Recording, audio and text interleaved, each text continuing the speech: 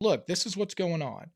And whoever did it was very, very intelligent about it because they said, make sure that you know about SGC too, because they can hide what they were starting to do with Beckett. It's not that hard, right?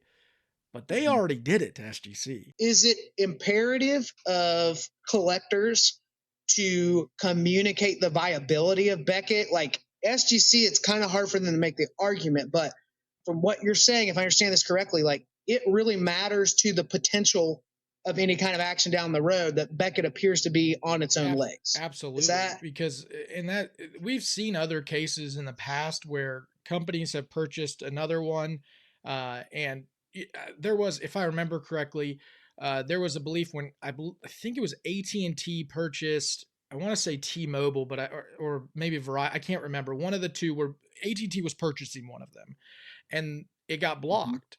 And the reason it ended up getting blocked is an injunction got filed, and a lot of it was because AT&T's plans were to strip the company down and to make it a shell of itself.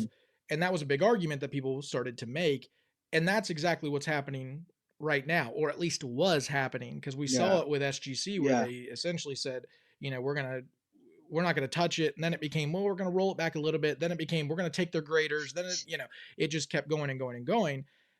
And I think that that's the one thing, though, that people aren't understanding about this examination of the monopoly is everybody wants to focus on the purchase that PSA had of Beckett, but also within that letter, the congressman called on the FTC to also look at the purchase of SGC, which people forget. They think it's just the two entities. That's going to look a lot worse.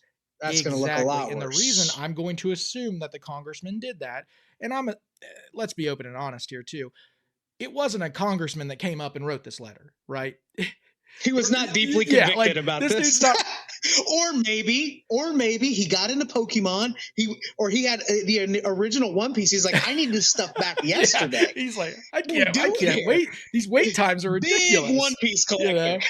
That's probably what it is. You're right. The big thing with this is somebody got in his ear, obviously, and it's probably constituents said, look, this is what's going on. And whoever did it was very, very intelligent about it because they said, make sure that you know about SGC too, because they can hide what they were starting to do with Beckett. It's not that hard, right? But they already did it to SGC. So I will be most interested to see about that portion and how much it impacts this discussion.